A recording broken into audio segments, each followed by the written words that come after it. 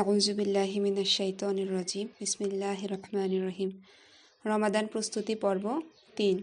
মাহে রমাদানকে স্বাগত জানিয়ে মহানবী হজরত মুহাম্মদ সাল্লাল্লাহু আলাইহি সাল্লাম যে ঐতিহাসিক ভাষণ প্রদান করেন তা একাধিক হাদিস গ্রন্থে সংরক্ষিত রয়েছে। প্রখ্যাত সাহাবী হজরত সালমান ফার্সি রাদিয়াল্লাহু এই ভাষণটি বর্ণনা করেছেন। তিনি বলেন, একবার শাবান মাসের শেষ দিন রাসূলুল্লাহ সাল্লাল্লাহু আলাইহি সাল্লাম আমাদের উদ্দেশ্যে এক গুরু গম্ভীর ভাষণ প্রদান করলেন। ওই ভাষণে প্রিয় নবী সাল্লাল্লাহু আলাইহি সাল্লাম বলেন, হে মানব জাতি, খুব শীঘ্রই তোমাদের সামনে একটি বরকতময় মাস আসতে যাচ্ছে। এটি হলো সেই মাস যে মাসে এমন একটি রাত রয়েছে যা হাজার মাস অপেক্ষা অধিক উত্তম। আল্লাহ তাআলা তোমাদের জন্য এই মাসে রোজাকে ফরজ করেছেন এবং রাতে সালাতুত তারাবি ও কিয়ামুল লাইল নামাজ পড়াকে নফল করেছেন। যে ব্যক্তি এই মাসে আল্লাহর নৈকট্য লাভের আশায় একটি সুন্নাত বা নফল কাজ করবে, আল্লাহ তাকে অন্য মাসে একটি ফরজ আদায় করার সমান সওয়াব দান করবেন। আর যে ব্যক্তি এই মাসে একটি ফরজ পালন করবেন, অন্য মাসে ৭০টি ফরজ পালনের সওয়াব তার আমলনামায় আল্লাহ তাআলা লিখে দিবেন। সুবহানাল্লাহি ওয়া বিহামদিহি।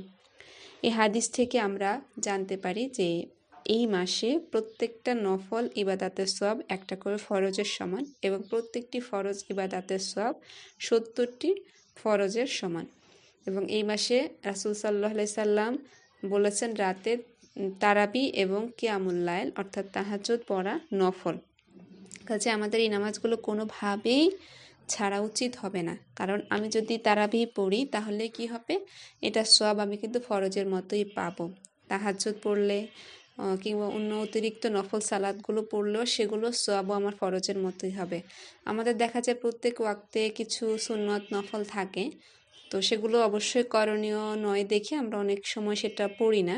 বিশেষ করে আসরের যে 4 রাকাত সুন্নত আগে এবং ইশার আগে যে 4 রাকাত সুন্নত এবং শেষের দিকে যে 2 রাকাত নফল থাকে, আমরা খুব কমই দেখা যায় এই সালাতগুলো আদায় করে থাকি। কিন্তু অন্তত রমাদান মাসে আমাদের এই সালাতগুলো ছাড়া ঠিক হবে না, কারণ এই সালাতগুলোর প্রতিদান আমরা ফরজের মতোই পাবো ইনশাল্লাহ।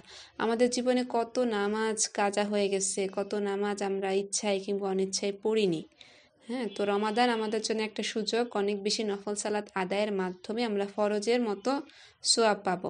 রাসূল সাল্লাল্লাহু আলাইহি সাল্লাম একটি হাদিসে বলেন যে কিয়ামতের দিন আল্লাহ প্রথম বান্দার নামাজের হিসাব নেবেন। যখন তার নামাজে ঘাটতি থাকবে, ফরজ সালাতে ঘাটতি থাকবে, তখন আল্লাহ বলবেন যে দেখো তো ওর কোনো নফল সালাত আছে কিনা। যদি নফল সালাত থাকে তাহলে সে নফল সালাত দিয়ে আল্লাহ ঘাটতি ফিল আপ করে দিবেন।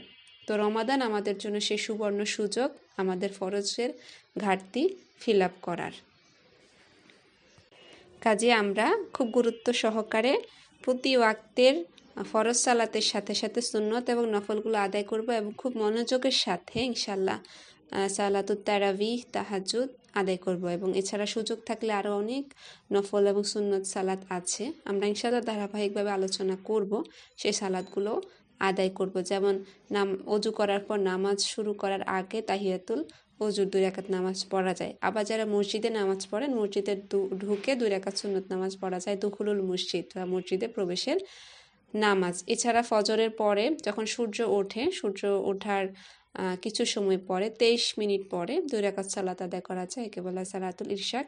এরপর যখন সূর্যটা একটু গরম হয় অর্থাৎ 9টা-10টা বাজে, তখন আরও 2 রাকাত সালাত রাসূল সাল্লাল্লাহু আলাইহি সাল্লাম পড়তেন। এটাকে বলা হয় শাস্তের নামাজ। আমাদের দেশে শাস্তের নামাজও বলে, এটা মূলত চাশতের নামাজ। তো আমরা এই সুন্নত নামাজগুলো আদায় করতে পারি ইনশাল্লাহ। আল্লাহর কাছে আমরা এর অনেক উত্তম প্রতিদান পাবো যদি আমরা করতে পারি। আমরা পরিকল্পনা নেই, নিশ্চয় প্রত্যেকটি কাজের ফলাফল তার নিয়তের উপর নির্ভরশীল। আর কেউ যখন একটা নেক নিয়ত করে, আল্লাহ কিন্তু তার জন্য একটা নেকি লিখে ফেলেন। যদি সে সেটা বাস্তবায়ন নাও করে, সেই নেকি থেকে তাকে বঞ্চিত করা হয় না। নিয়ত করার পর যদি সে সেই কাজটা করে তাহলে সে আরেকটা সওয়াব পায়। অর্থাৎ নিয়ত করে কোনো ভালো কাজ করার সওয়াব কিন্তু দ্বিগুণ।